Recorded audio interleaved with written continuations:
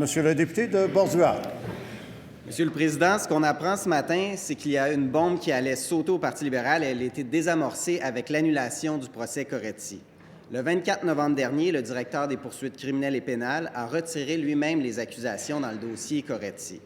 M. Coretti voulait convoquer à son procès l'ancien premier ministre libéral Jean Charest, son ancien ministre de la Sécurité publique et de la Justice Jacques Dupuis, ainsi que le numéro 2 du gouvernement actuel, directement sous la responsabilité du premier ministre, M. Pietro Perino.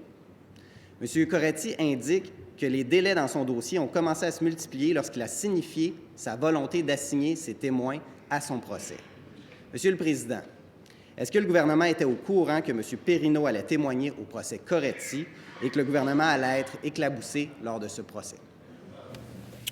Madame la ministre de la Justice. Monsieur le Président, le collègue de Bordua s'est levé à quelques reprises sur cette question depuis l'automne dernier et semble ignorer l'indépendance totale dont jouit la directrice des poursuites criminelles et pénales. Le directeur des poursuites criminelles et pénales gère ses dossiers à l'abri de toute influence politique, à l'abri de toute influence médiatique, à l'abri de toute influence policière, à l'abri de toute intervention. Ça, je peux vous le garantir, Monsieur le Président.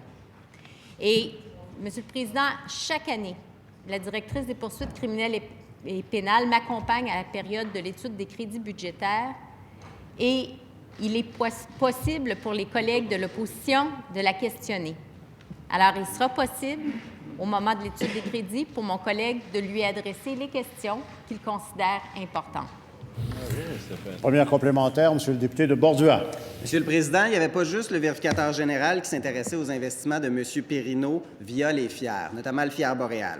J'ai ici l'affidavit ainsi que la liste des pièces à conviction qui ont été saisies chez BCIA, qui relèvent de nombreux liens entre les investissements de FIAR et ceux de M. Perino chez BCIA.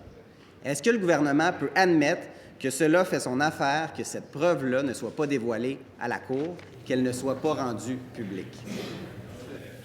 Monsieur le leader du gouvernement. Oui, merci, Monsieur le Président. D'abord, il y a déjà des questions des FIAR. Je me doutais un peu que la question venait ce matin. Alors, j'ai le rapport, justement, du vérificateur général sur les FIAR régionaux. Et à la page 20, on lit ceci. Nos travaux révèlent que, de façon générale, la conformité aux conventions aux politiques établies a été respectée par les FIAR régions. Ce qui règle le premier problème qui est soulevé par notre collègue, qui, en fait, qui n'en est pas un. Il remet en question, encore une fois, des éléments d'indépendance du DPCP qui auraient retiré des poursuites, dit-il, sur des pressions politiques.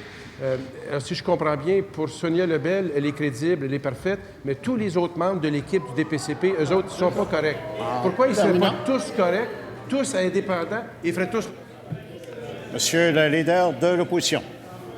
Monsieur le Président, nous aimerions le dépôt du document évoqué par le député de Bordua. Monsieur le député de Bordua, c'est à vous en complémentaire, mais si vous voulez faire le dépôt, je proposerai. En complémentaire. Oui, Monsieur le Président, le numéro 2 du gouvernement, Pietro Perino, secrétaire général associé, est celui qui investissait dans les FIAR avec BCIA, et celui qui se prenait une cote avant qu'Investissement Québec soit payé puis que la compagnie fasse faillite, et celui qui arrangeait sa version lorsque le vérificateur général lui posait des questions, arrangeait sa version pour savoir quoi répondre au vérificateur général, celui qui est intervenu pour avoir un permis de port d'armes auprès du ministre de la Sécurité publique, et c'était l'organisateur de Gilles Vaillancourt. Monsieur le Président, le dossier de l'intégrité n'est pas derrière le gouvernement. Est-ce que le premier ministre va donner instruction à ses députés d'appuyer la motion?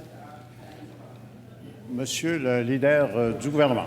Pour commencer, je comprends qu'il ne dépose pas les documents. Je trouve ça un peu dommage. D'ailleurs, il aurait dû les envoyer à la police en plus. Après Comment ça fait qu'il y a ça?